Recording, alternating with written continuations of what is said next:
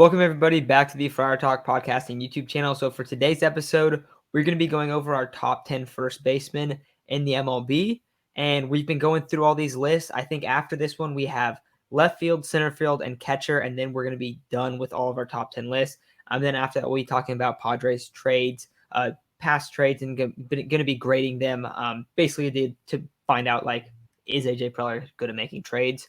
What does his resume look like? So those are the two things we're doing right now as we kind of wait to hear about if there's any updates about the lockout. We just made a video about the lockout the other day, or Tuesday that came out. And then we talked about Ken Rosenthal a little bit. But with all that said, let's get into our top 10 list. Chase, what are your top 10 first basemen looking like? So I think it's going to surprise a few people about who's number one, but after this season, he just had hard not to put him at one, and that's Vladimir Guerrero Jr. Nearly was a Triple Crown winner, nearly an MVP candidate if Shohei Ohtani just wasn't good on both sides of the plate, or not both sides of the plate, but both on the mound and at the plate. Number two, we got Freddie Freeman. I mean, how can you not have him at number two? He's just probably arguably the best first baseman behind Guerrero. Then I have Goldie. It's really hard not to put Goldie top three. He's usually very consistent year in, year out. He usually gives you a few stolen bases along with his power and Gold Glove defense. I mean, same thing with the next guy, Matt Olsen. Cut his strikeout rates way down this year. I think he struck out like 16% less than he did last year. Hit 37 bombs, has one of the best gloves in the league. It's obvious why the Padres want him. I think anybody would want Olsen on his team. Next guy, it's kind of hard putting him top five just because, he did tear his UCL and he's having Tommy John. Muncie, consistent, great plate approach, walks a lot, doesn't strike out a lot, and with the glove, brings a lot of power. Number 6, Abreu. Number 7, Alonso. I know some people are going to be upset with that. I know a lot of people have Alonso probably top 5. I just think some of these other guys do a little bit better and provide a little bit more than just a lot of power. Number 7, Ty France. No, number 8, Ty France. Number 9, Josh Bell. And number 10, Walsh. With my honorable mentions, I have Vado, Hoskins, and Crone.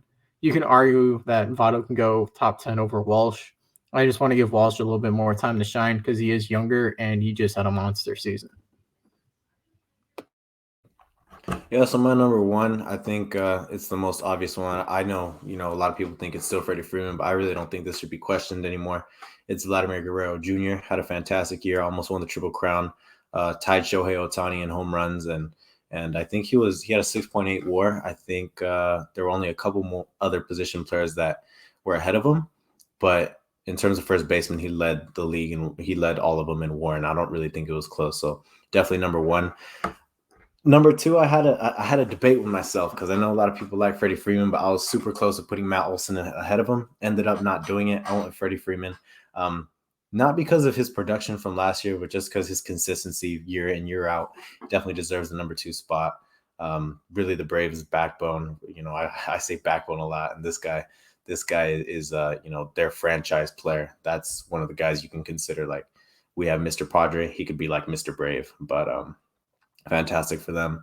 Number 3, I went with Matt Olson. Had a fantastic year this year. Put himself arguably as the best defensive first baseman in baseball. Hit 39 home runs. Had a 5.3 WAR, I think it was. Something around there. Cut down his strikeout rate from 31% to 16%. So really, really solid year. And I'm praying that the Padres get him. Number 4, I went with Paul Goldschmidt. Had another good year, another guy that you can consider, super consistent.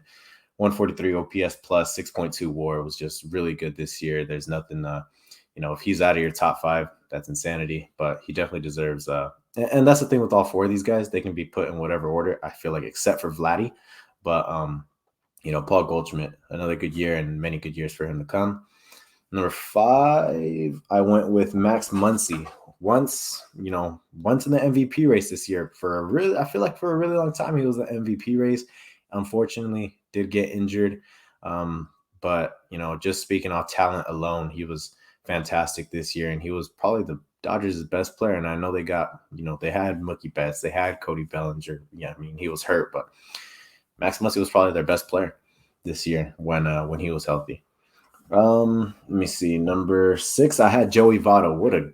What a year for Joey Votto. Like, at one point, us Padre fans, we had the Reds breathing down our throats, and it was because of honestly, like Nick Castellanos gets talked a lot, JC Winger gets talked about a lot, Wade Miley, but Joey Votto had a 938 OPS with, I think, like a 3.0. I forgot what his batting average was, but had a really good year from a guy that I did not expect it from. And I mean, even if he falls off next year, what a good year for him. Next up, I got Yuli Gurriel. I'm pretty sure he won the AL batting title, had a really good year himself at 37 years old. I mean, it took him a while to pop on the scene, but I mean, he's here now and he's been doing really good for the Astros. Then I got Pete Alonso. I'm not the biggest Pete Alonso fan. Mainly, like, I'm not gonna lie why I'm not. Mainly because when he was a rookie, he was competing with Fernando and Chris Paddock for that Rookie of the Year award. And I thought, Fernando, if he would have stayed healthy, he would have won it. I thought Chris Paddock had a good year, and well, he didn't have a good year, but he was doing really well at first when he first faced Pete Alonso. But nonetheless, Pete Alonso is a slugging first baseman. He has a really good glove. I think he hit like 37 home runs. You'd be surprised how many it's not impressive, but he led the Mets in so many categories. I think like extra base hits, doubles, WAR, like crazy amount of categories. So he definitely gets the nod at number 9. Number 10, I went with Jose Abreu. Might be a little unpopular, but career low in batting average. All these guys had a higher WAR than him. They provide more. I think all of them. I'm not entirely sure. I think all of them provide more defensively. So that's why he's so low for me. But I forgot my honorable mentions. Let me pull them up real quick. Honorable mentions: Ty France, the one that got away for us. I mean, we're paying a first baseman $20 million to do way less than this guy that we had, who's probably making $1 million or $2 million, maybe less. So he's definitely the one that got away for us. Had a really good year for the Mariners, and they were, he was the reason that they were in it till the end. Next up, CJ Crone. Don't like facing CJ Crone as a Padres fan. I know the Rockies aren't very good, but they beat us a lot.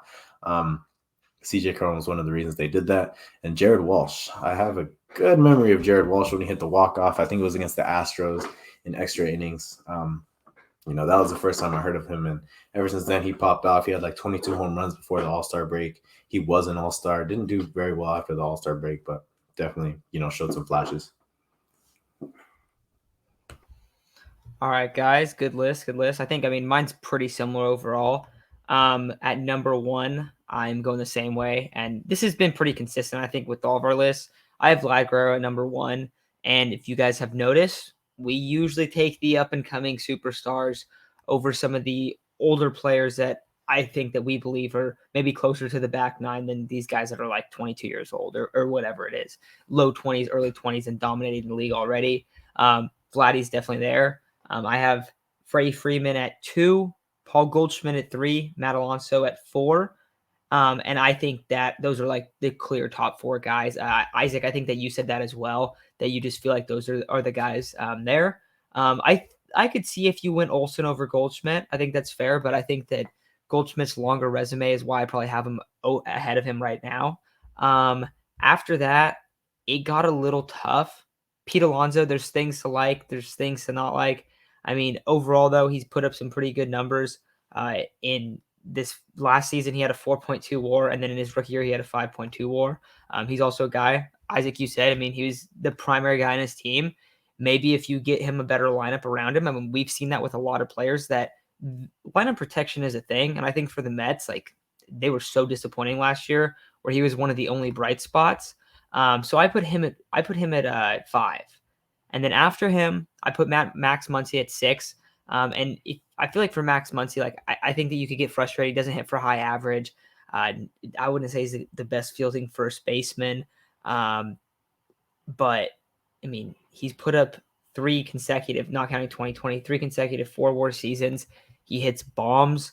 And I know it's we're talking first base, but he does also bring positional versatility, I guess, even though he's not that great at it. I would rather just have him at first base personally. But I think that you put him after there just because, I mean, he's an excellent hitter. Early on last year, you guys remember, he was getting MVP hype. I don't know if it was warranted, but he was getting hype because his hitting numbers were so high. So he's one of the Dodgers' key pieces in their lineup, and I think that he kind of gets overlooked. But I definitely think that he's up there on this list. Then 7, Jose Abreu. 8, Joey Votto. I mean, Joey Votto is definitely not the player that he used to be, but he had a great season last year. And he hadn't had very good seasons a couple years before that. But last year, 36 bombs. War-wise, it was pretty solid, but I don't know. I always am. For Joey Votto, I might maybe be a little bit biased just because, like, Votto, dude's put up an extraordinary career. So I have him at 8. And then 9 and 10, I have Ty France and then Josh Bell. If you guys have watched the show for a while, you know I'm a huge fan of Josh Bell and would love the Padres to trade for him. He sneaks in at 10 for me. And then Ty France, I think maybe his verdict's still out there on Ty France just because he's had his last year was his breakout season. But we saw him in San Diego, and there was a lot of talent. I think that you could tell that. Now, for the Padres, obviously it made sense. Well, at the time, it made sense because they wanted to rock with Haas after giving him a big deal. But that's one where it just kind of hurts even more. But Ty France is putting together hopefully a good career. I mean, I always root former Padres the best. So definitely rooting Ty France the best. And then for my honorable mentions, I have Yuri Gurriel and Jared Walsh. So those are the 2 guys for me. But yeah, that's who I'm rocking with. So anything else that you guys want to add before we take off for the first baseman?